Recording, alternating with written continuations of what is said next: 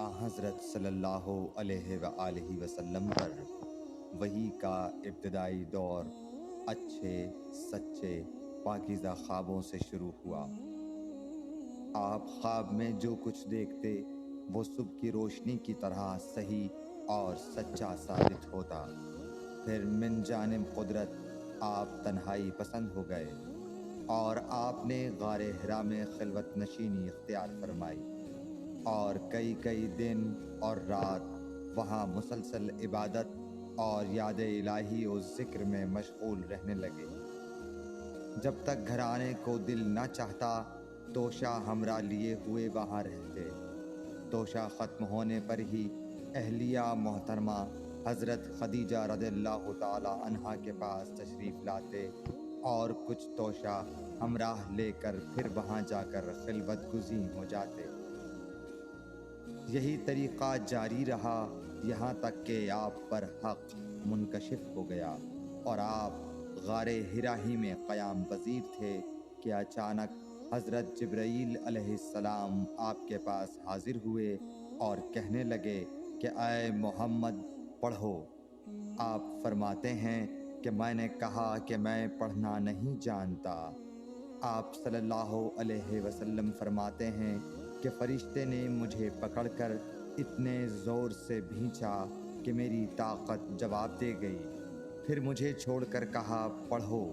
میں نے پھر وہی جواب دیا کہ میں پڑھا ہوا نہیں ہوں۔ اس فرشتے نے مجھ کو نہایت ہی زور سے بھینچا کہ مجھ کو سخت تکلیف محسوس ہوئی۔ پھر اس نے کہا کہ پڑھ۔ میں نے کہا میں پڑھا ہوا نہیں ہوں۔ فرشتے نے تیسری بار مجھ کو پکڑا اور تیسری مرتبہ پھر مجھ کو بھینچا۔ پھر مجھے چھوڑ دیا اور کہنے لگا کہ پڑھو اپنے رب کے نام کی مدد سے جس نے پیدا کیا اور انسان کو خون کی پھٹکی سے بنایا۔ پڑھو اور آپ کا رب بہت ہی مہربانیاں کرنے والا ہے۔ بس یہی آیتیں آپ حضرت جبرائیل علیہ السلام سے سن کر اس حال میں غار حرا سے واپس ہوئے کہ آپ کا دل اس انوکھے واقعے سے کانپ رہا تھا۔ آپ حضرت خدیجہ کے ہاں تشریف لائے اور فرمایا کہ مجھے کمبل اوڑھا دو، مجھے کمبل اوڑھا دو۔ لوگوں نے آپ کو کمبل اوڑھا دیا۔ جب آپ کا ڈر جاتا رہا تو آپ نے اپنی زوجہ محترمہ حضرت خدیجہ رضی اللہ تعالی عنہا کو تفصیل کے ساتھ یہ واقعہ سنایا اور فرمانے لگے کہ مجھ کو اب اپنی جان کا خوف ہو گیا ہے۔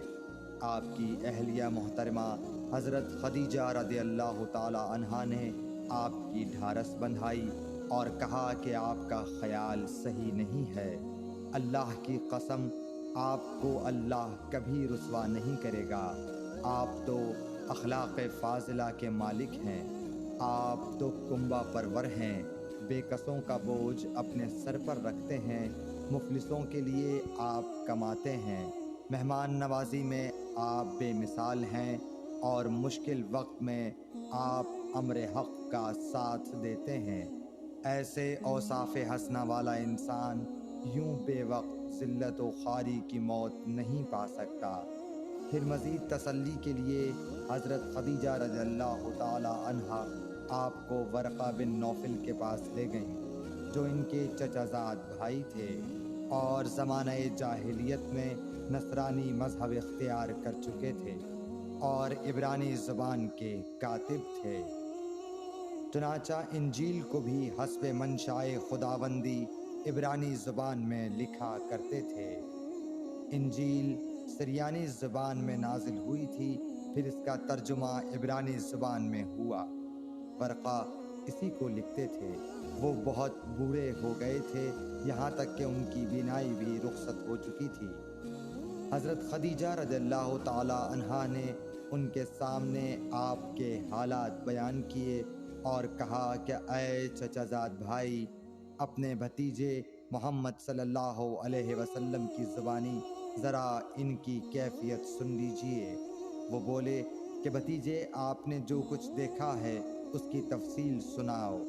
چنانچہ آپ صلی اللہ علیہ وآلہ وسلم نے از اول تا آخر پورا واقعہ سنایا، جسے سن کر ورقہ بے اختیار ہو کر بول اٹھے کہ یہ تو وہی ناموس معزز رازدان فرشتہ ہے جسے اللہ نے حضرت موسیٰ علیہ السلام پر وحی دے کر بھیجا تھا۔ کاش میں آپ کے اس عہد نبوت کے شروع ہونے پر جواں عمر ہوتا، کاش میں اس وقت تک زندہ رہتا جب کہ آپ کی قوم آپ کو اس شہر سے نکال دے گی۔ رسول کریم صلی اللہ علیہ وآلہ وسلم نے یہ سن کر تعجب سے پوچھا کہ کیا وہ لوگ مجھ کو نکال دیں گے، حالانکہ میں تو ان میں صادق و امین و مقبول ہوں۔ ورقہ بولا، ہاں یہ سب کچھ سچ ہے، مگر جو شخص بھی آپ کی طرح امر حق لے کر آیا لوگ اس کے دشمن ہی ہو گئے ہیں۔